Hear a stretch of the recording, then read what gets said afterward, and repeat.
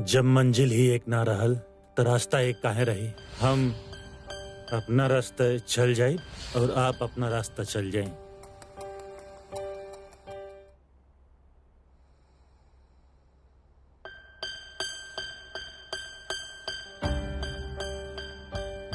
रानी बिटिया कहाँ रह गई रहलू? कब से फोन लगा रहल बानी तहरा के। अरे रानी, एक का तरीका बा बिटिया, कहाँ चल गए लो? पता बा हम कहाँ कहाँ ना ढूंढनी तो के। अरे वो बिरजू तो अभी तक वापस नहीं खे आई।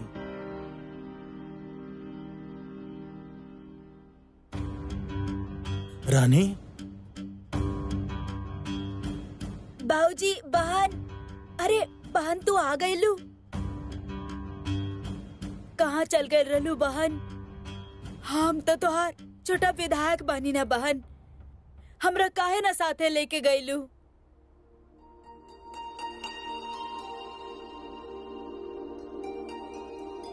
रो मत बहन, रो मत।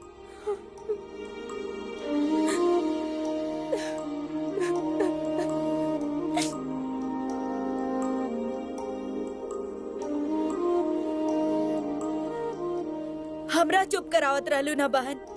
याद करा बहन, तो हमरा का कहत रहलू?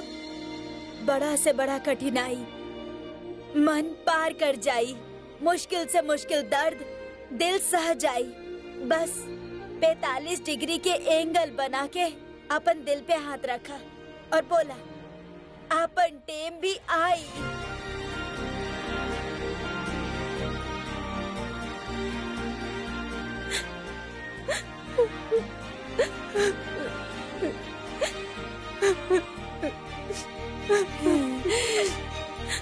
रोला बिटिया, जी भर के रोला। ये आंसू के साथ तहार दर्द भी बह जाई रे। बहुत कोशिश कहनी बिटिया, पर तहार दर्द ना समझ पैनी, ना पढ़ पैनी तहार दर्द के।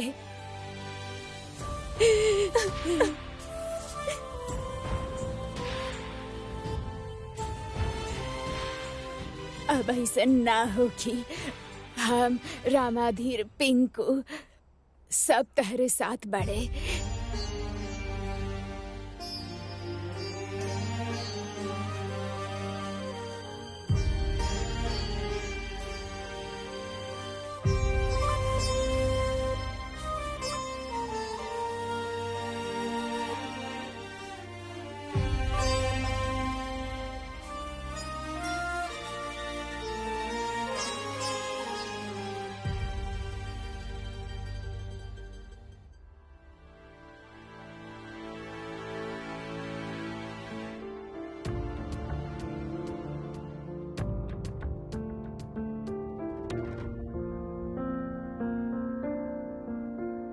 ये सब कहाँ गायब हो गए रानी आप? जो नाप करे खातिर कहले रहनी उहे करे गई रहनी। हम रानी से बात करे के कोशिश कैनी विक्रम, सब कुछ ठीक करे के कोशिश कैनी हम, लेकिन हम नाकाम रहनी। कोनो फायदा ना भाई। ब्रो, अगर आप एक बार हमारी बात। अपन सामान पैक कर ला, हम निकल जयपुर खातिर निकलत बानी। अरे पर एक बार हमारी बात। बस थक चुकल बानी हम विक्रम। अगर रिश्ता की किस्मत में खत्म भइली लिखल बा तो एकर खत्म भइल सही, लेकिन अब बस।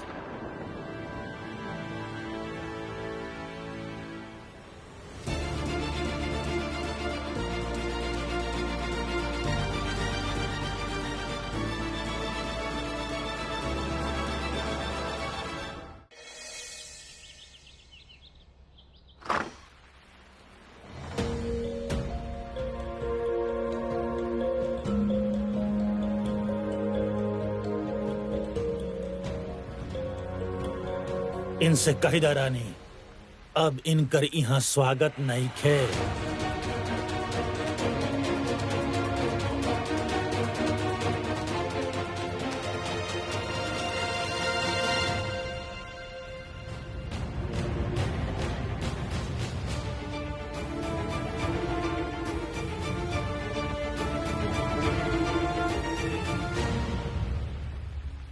अच्छा भइल देवर जी आप एक आखिरी बार मिले चले नहीं हमरा से।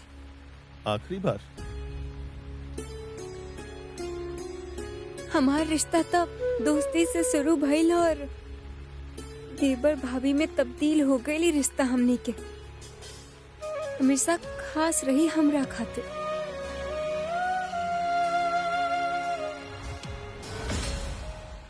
ब्रो फैसला ले ले बड़े कि हमने सब आज ही जयपुर वापस लौट जाए।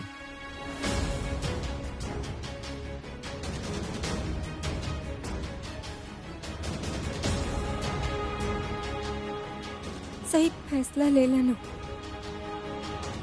उहे में सबके भलाई है।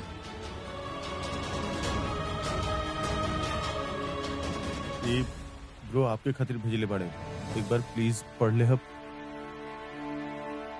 सुनल तो नहीं की चाहत पर शायद पढ़ने के मन कर जाए।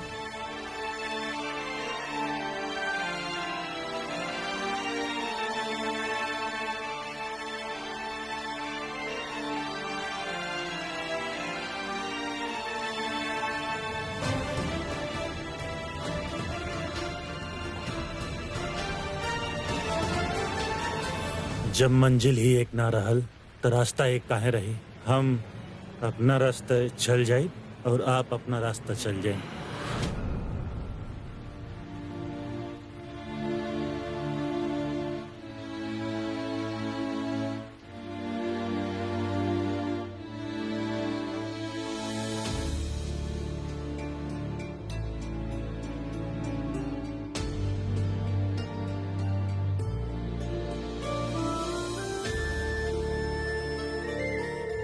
समझ नहीं खे आ रहल कहाँ से शुरू करी। हमार प्यारी रानी, हम तो ई भी नहीं खी जानत कि अब का बानी आप हमार, लेकिन हम समझ गए बानी कि जौन भी रहनी अब नहीं खी। हमनी के बीच सब ए हद तक बिगड़ गई बा कि ओके सुधार पाइल अब मुमकिन नहीं खे। और कोनो चीज के अगर सुधारल ना जा सकेला तो उसे दूर चल जाए ही अच्छा बा। हम बलिया से जा रहल बानी और आपके जिंदगी से भी, और एगो एहसास साथ लेके जा रहल बानी रानी, कुछ पीछे छोड़ जाए के एहसास। कुछ छूट गई हा, बार बार ही ख्याल हमके सता रहा। फिर जो अच्छा पल आपके संग बितेनी ओके बारे में सोच के अपन दिल बहला लेवेनी। आपके हमार खट्टा मीठा रिश्ता, खट्टी मीठी याद जितना भी साथ रहे हमरा खातिर अद्भुत रहे। छोटा रहे मगर जिंदगी के सबसे खूबसूरत सफर है। फिर एक एक काहे कड़वाहट भरा मोड़ पर छोड़ रहल बानी हमने। जब एक दूसरा के याद करही के बाद तो काहे ना एगो अच्छा याद दिहल जाए। जौन भइलू सब भुला के काहे ना एगो नया याद बनावल जाए।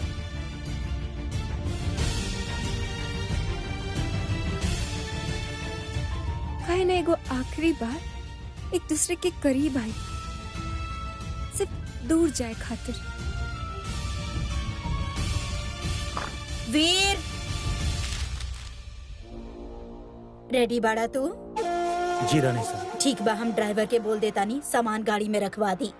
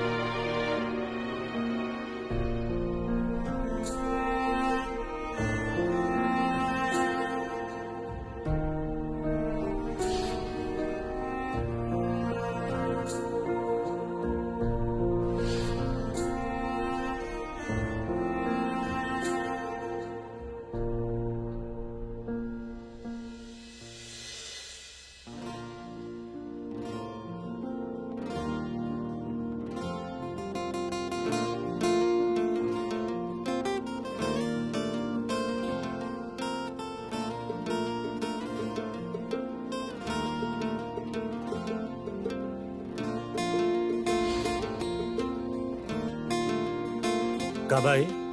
चेकअप डॉक्टर साहब, ई हेडफोन लगा के हम अपन दिल के धड़कन सुनता ये कोनो हेडफोन नहीं खे, एके स्टेथोस्कोप कहेले, जाने नहीं हम।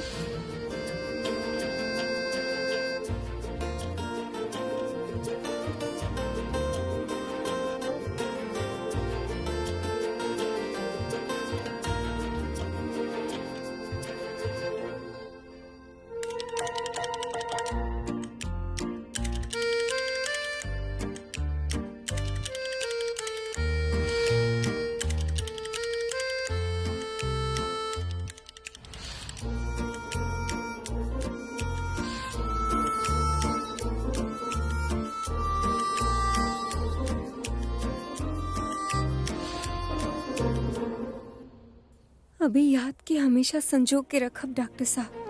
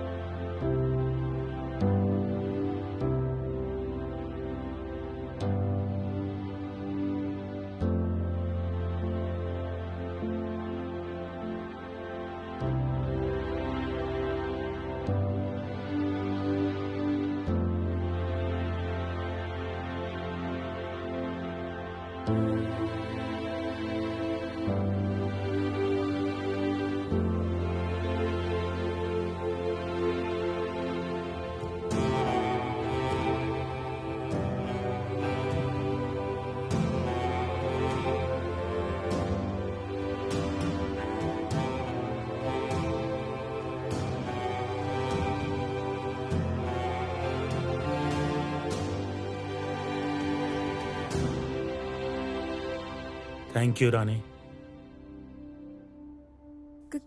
कोना खातिर? हमसे एक आखिरी बार मिले खातिर।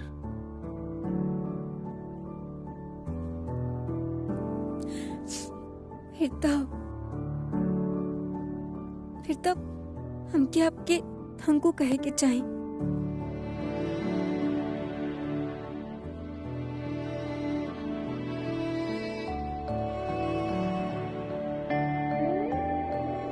आपके हमार पहला मुलाकात याद है?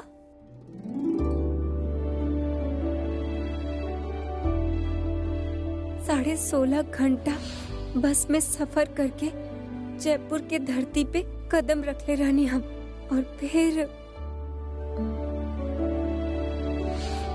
गलती आपके रहल,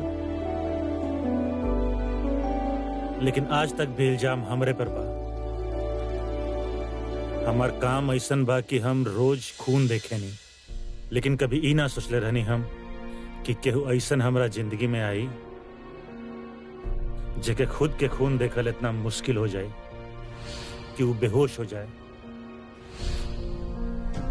हम तो आपके खड़ू समझ के आप पे बरसत रहनी, लेकिन आप तो हमके कर ही ले गई नहीं। फिर हम खड़ूस लगल बन भईनी कि आज भी हुए बानी? ना, वो तो हम बहुत पहले ही जान गए रहने कि आप ना नारियल जैसन बने, बाहर से सख्त और अंदर से मलाई जैसन। पर बुड़बक जय राजा बाबू न जाने कितना परेशान कर देनी हो हमके। उनकरा से बड़ा बुड़बक आज तक न देखनी हम। तबे तो वो हालत कहीं नहीं होकर हम एक बार ना कई बार।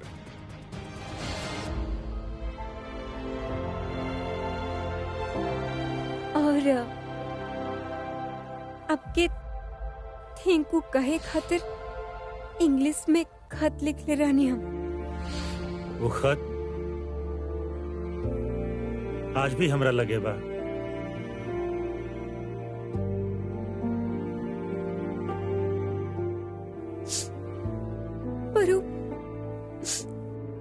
काफी ना रहे डॉक्टर साहब। आप हमरा खातिर इतना कुछ कहनी, ओके बदले में एक थैंक यू, एक खत बहुत छोटा है।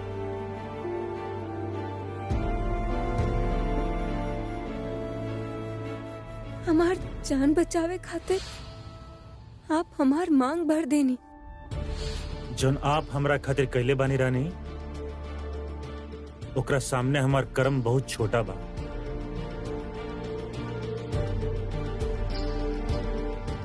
बड़ा दिल वाला इंसान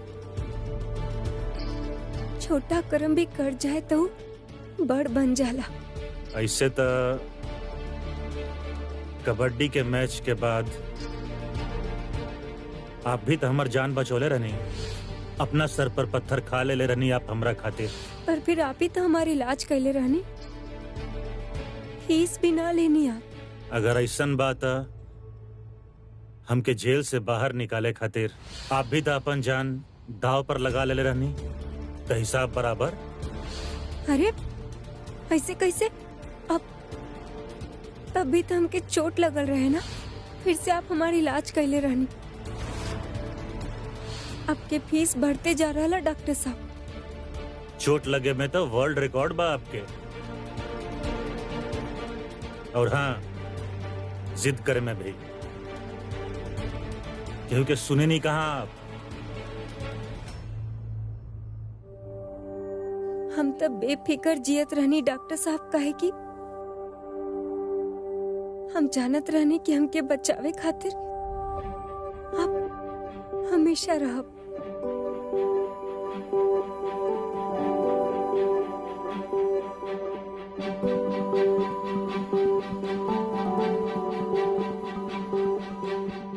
लेकिन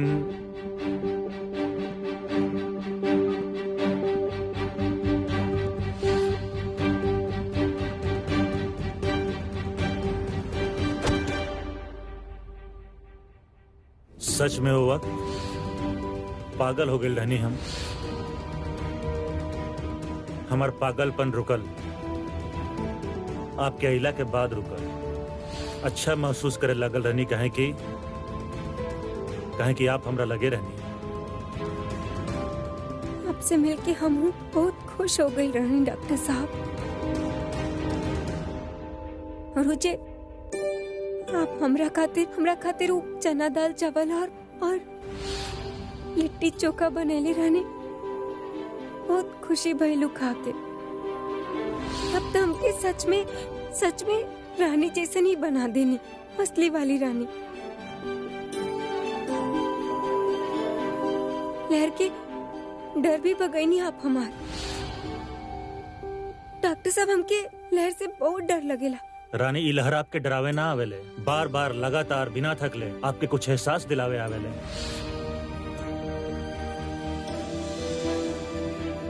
बहुत अच्छा लगल हमके गोवा।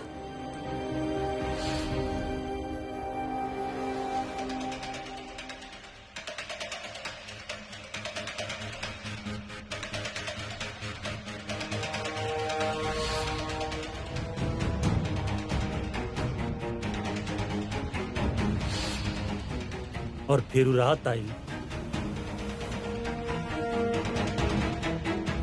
जैसे सब कुछ बदल गई।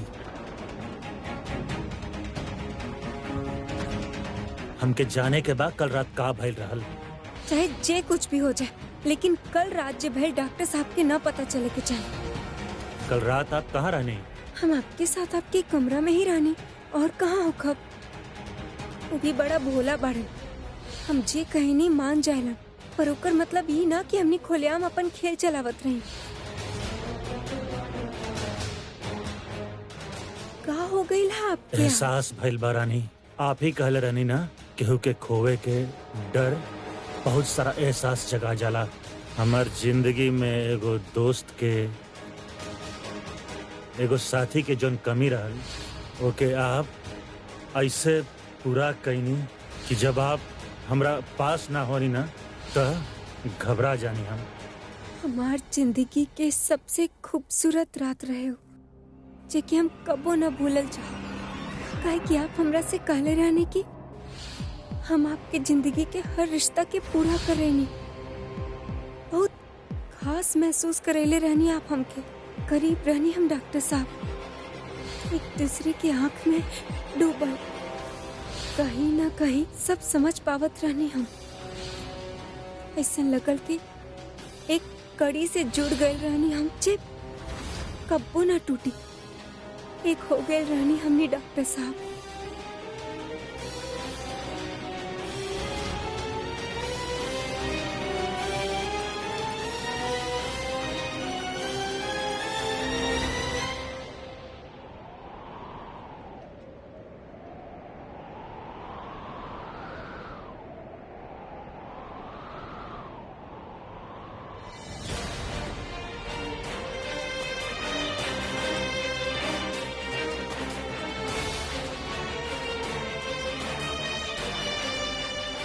इका कर देनी हमसे इतना बड़ा गलती कैसे हो गई?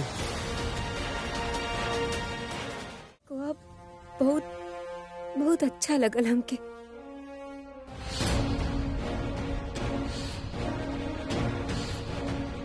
और फिर रात आयल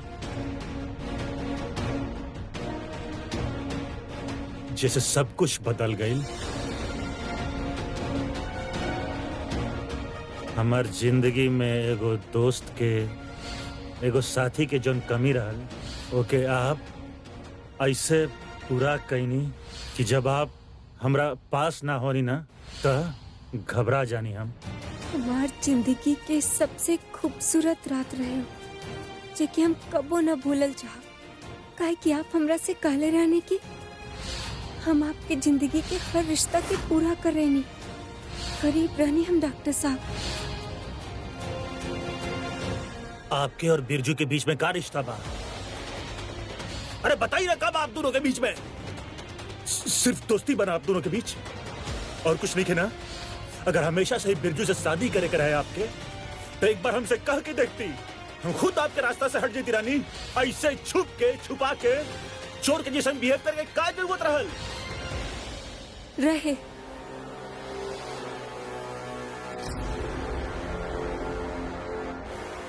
मगर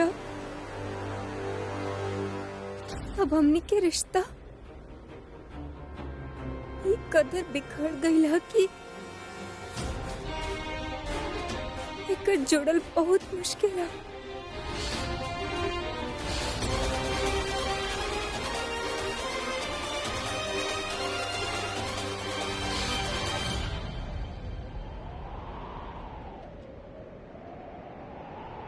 रानी, रानी,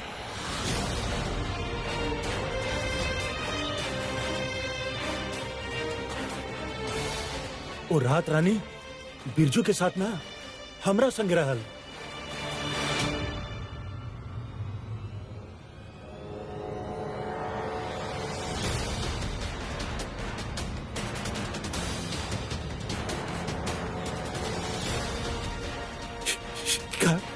का कर देनी हमसे इतना बड़ा गलती कैसे हो गई?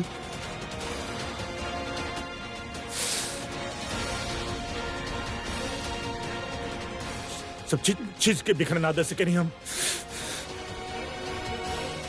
रानी से बात करके पड़ी हमके, रानी से बात करके पड़ी।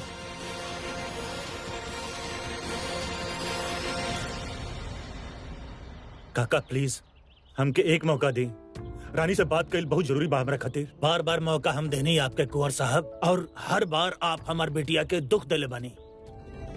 पिता अंदर से डर गइल बा कुंवर साहब कि कहीं हम आपके फिर से मिले देनी और आप फिर से हमार बिटिया के। काका हम मानत बानी, हमार गलती बा, सब कुछ हमार गलती बा, हम मान चुकल बानी ये बात के, हमके एहसास हो चुकल बा। काका काका प्लीज अब जौन सजा तय करब हमके मंजूर बा, लेकिन एक बार हमके रानी से मिले दी। अब बहुत देर हो चुकल बा कुंवर साहब, ऐसा मत कहीं आप चल जाइए यहाँ से। काका ना प्लीज।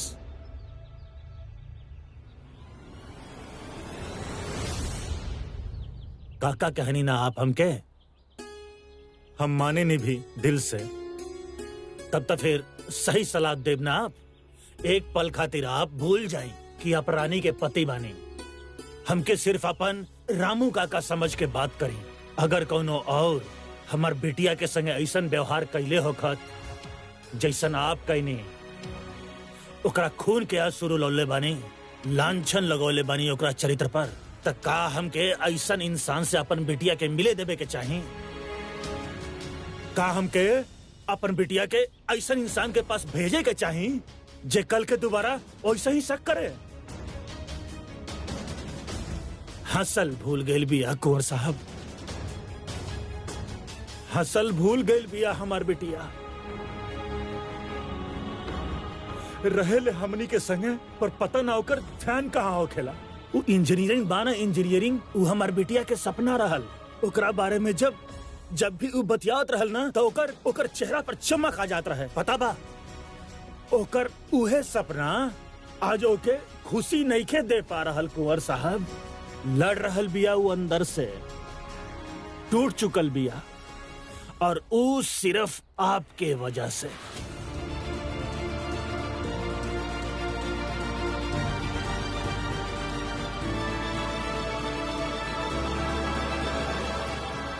सब दोष आप अपना सर पर मत ली। कहे कि का बा कि चोट सिर्फ आप नहीं पहुंचौले हमार बिटिया के, आपके पूरा परिवार पहुंचौले बा।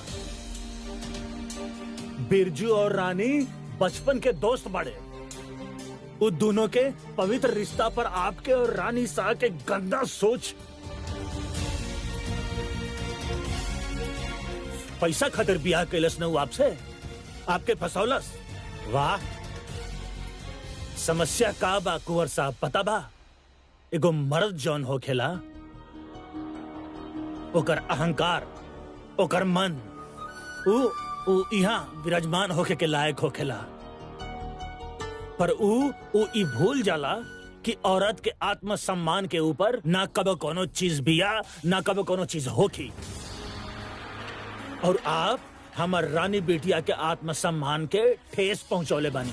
और जब एगो औरत के आत्मसम्मान के ठेस पहुंचेला ना कुंवर साहब, तब दुनिया के कौनो बाप ना कौनो पति उ ठीक कर पावेला,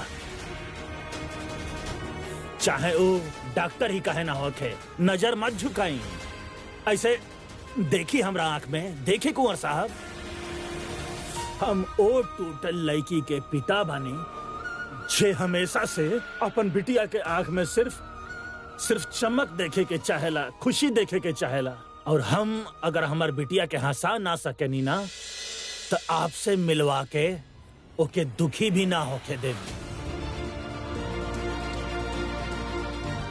चल जाई कुंवर साहब।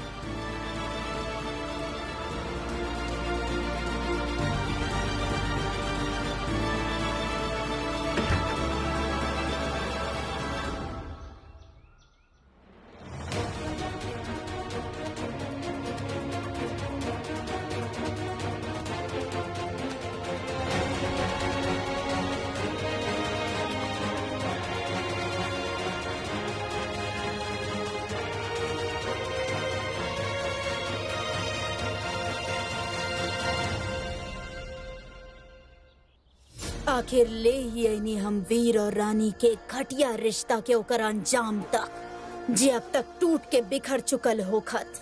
और वीर अवते हो कि अपन टूटल दिल के साथ वापस हमार शरण में। रानी साहब रिलैक्स, हम जानत आनी आपके बलिया छोड़ के जाए के जल्दी बा, हमरा के भी बा। बस वीर के इंतजार कर रहल बानी, वो अवते हो। इंतजार बेकार बा रानी साहब, उ ना आई। का मतलब बा तोहार? आप एजा से निकले के प्लान बने नहीं रानी साहब, लेकिन वीर तेजा रुके के प्लान बना ले बा। का बकवास कर रहल बड़ा? वीर अभी ये रहे, अपन सामान पैक करत रही, आवत हुई। लेकिन तबले ओकरा कुछ ना पता रहे रानी साहब। हमरा खातिर जो आदमी काम करेला वो हमरा के बतैलस कि वीर के सब कुछ सच पता चल गइल बा।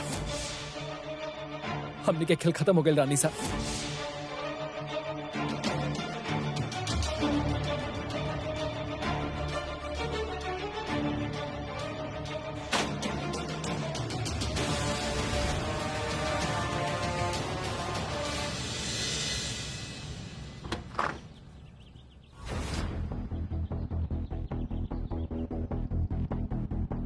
अब का लेवे आयल बड़ा डॉक्टर?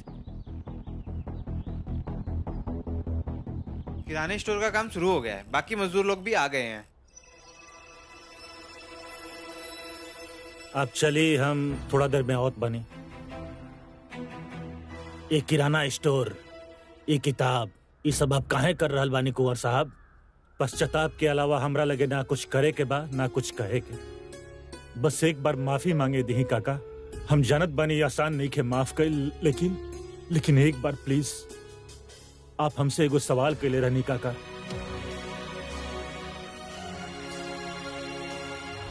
कि जौन शख्स आपके बेटी के इतना दर्द दिले बा, उस शख्स के संगे हम का करती? काका वो जानत बानी वो हम ही बानी। रानी से बात करे खातिर, उसे माफी मांगे खातिर तड़प रहल बानी काका। प्लीज हमके इजाजत दी।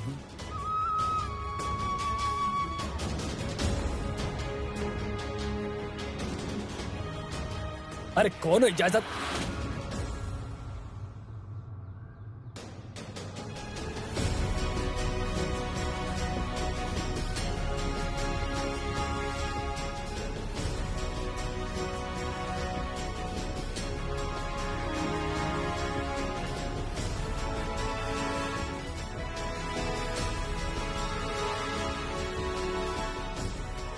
ठीक बा, पर ये आखिरी बार बा कुंवर साहब।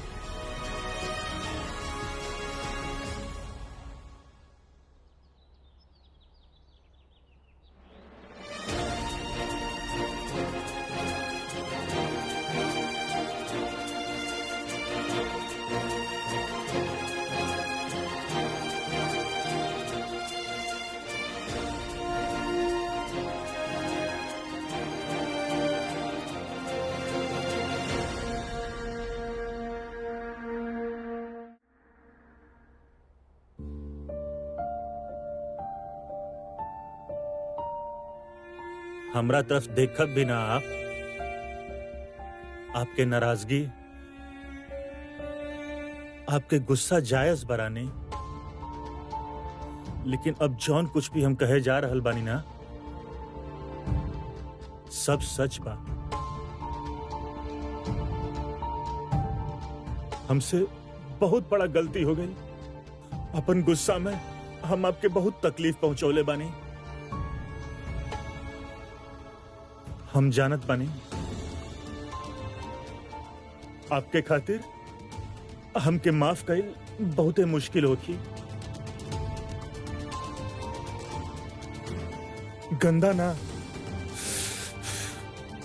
बहुत ही घटिया और घिनौना सवाल करनी हम आपसे। आप पर शक करके हम अपन जिंदगी के सबसे बड़ा गलती कैले बानी रानी। आपके और बिरजू के बीच में क्या रिश्ता बा? अरे बताइए ना, कब आप दोनों के बीच में सिर्फ दोस्ती बना आप दोनों के बीच और कुछ नहीं है ना? अगर हमेशा से ही बिरजू से शादी करे कर है आपके, तो एक बार हमसे कह के देखती, हम खुद आपके रास्ता से हट जाती रानी।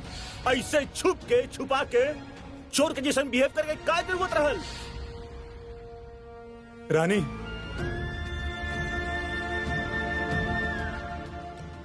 हमके हमार गलती के एहसास हो चुकल बा। हम चीज के ठीक करे के चाहत बानी। सब केहू के एगो मौका मिले के चाही ना।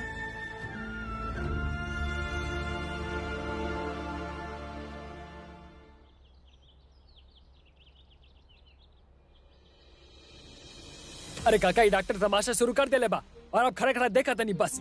हम नहीं खी जानत बिरजू वो का बात कर रहल बड़े और का होखी आगे। इस सही गलत के फैसला हमार ना रानी के बा,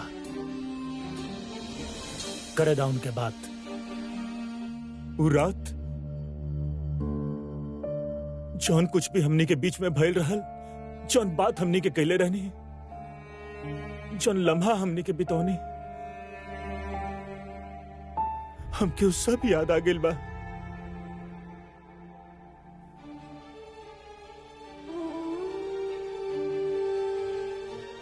पर अगर याद ना आवत था, जिंदगी भर कोसती ना आप हमके। ना हमने के रिश्ता इतना खोखला भी न रहे कि गलत फहमी के चलते आप हमरा पे शक कहीं नहीं। वो सब कुछ कर देनी जो आपके कबो न करे के चाहत रहे। गुस्सा में रहने हम, और वही गुस्सा में एक के बाद एक गलत कदम उठावत गए हम रानी।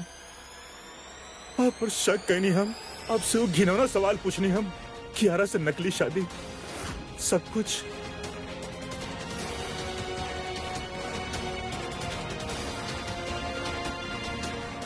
बात कियारा जी और आपकी नकली शादी की नहीं खे, बात हा तो सिर्फ आपकी हम पर शक करो, जेके कारण हम पूरी तरह से टूट चुकल बानी और अब आप पे भरोसा न कर सकत आनी। रानी हम आपके आगे हाथ जोड़ के अपन गलती खातिर माफी मांगत बानी। हमके माफ कर दी प्लीज। ये सब मत करिए डॉक्टर साहब। आप हम आपसे वादा करत बानी कि आज के बाद जैसन कबो ना होखी रानी। रानी, आज से आपके हर सपना हमार होखी। आपके इंजीनियर बने के सपना, रमाधीर किराना स्टोर खोले के सपना, हमने साथ मिलकर सब पूरा कर जाए।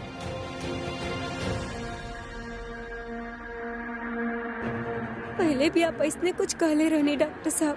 हम जानत बानी कि हम आपके भरोसा खोले बानी, लेकिन हम आपके रामू काका के यकीन दिलावे के चाहत बानी कि हम वो इंसान नहीं थे जो नौरात के बाद बन चुकल रहने। हम उहे वीर बानी रानी, आपके डॉक्टर साहब।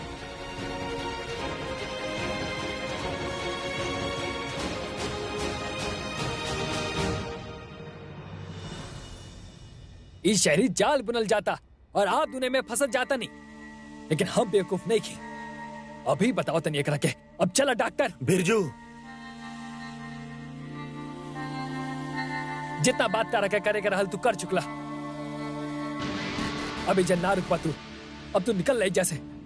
तारे जा कोनो जरूरत नहीं के। माफी हमके आपसे भी मांगे के बाद बिरजू, हम जॉन भी चुप। तारा कोनो माफी ना मिली और निकल ले जैसे। ना, हम यहां से तब तक ना जाए जब तक रानी के, उनका पूरा परिवार के यकीन नहीं की दिला देत कि हमके हमार गलती के एहसास हो चुकल बा।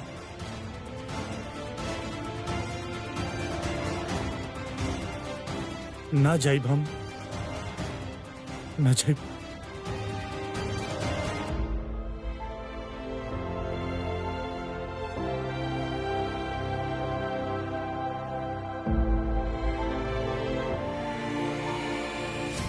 हम ना जाइब।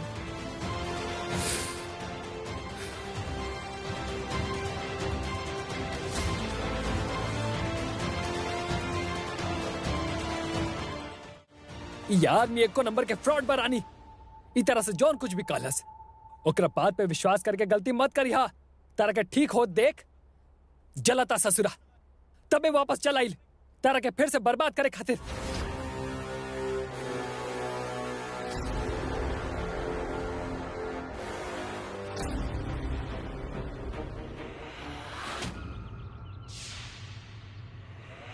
अरे डॉक्टर साहब रुकिए।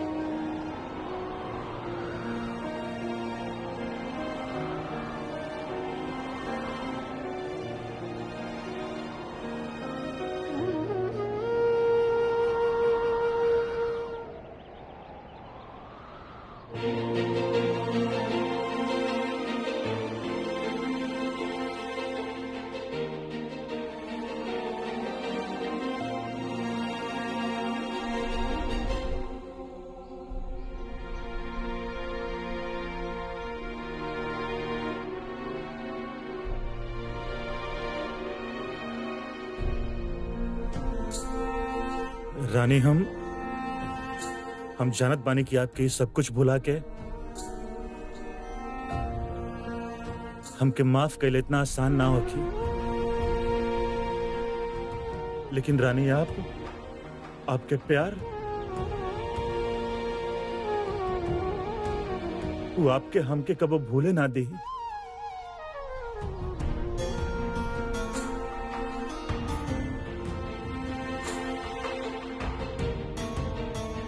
हम का महसूस करेंगे उससे अब कुछ फर्क ना पड़ेला डॉक्टर साहब। काहे कि हमारे अंदर अब डर बैठ गई।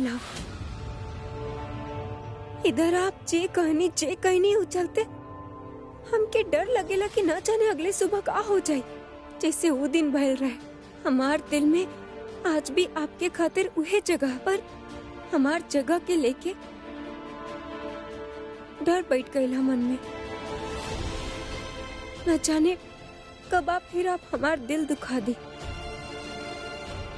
फिर हमके तकलीफ दी। ना रानी, जॉन भाई वैसन दोबारा कबो ना होगी। हम ना जाने नहीं डॉक्टर साहब, हम आप पे भरोसा करे चाहता नहीं, मगर बहुत डर बैठ गया हमारे मन में। आपके जितना वक्त चाहिए उतना ले ली रानी, बाकी हम आपके भरोसा जीत के ही रहा। जॉन हम कहीं नहीं, उसे आपके दिल में डर बैठल जायज बरानी, ओकर कोनो माफी नहीं था। पर अब आपके ए डर के दूर के लिए हमारी जिंदगी के सबसे बड़ा मकसद बा, जेके हम दूर करके ही अपन गलती के सुधारब।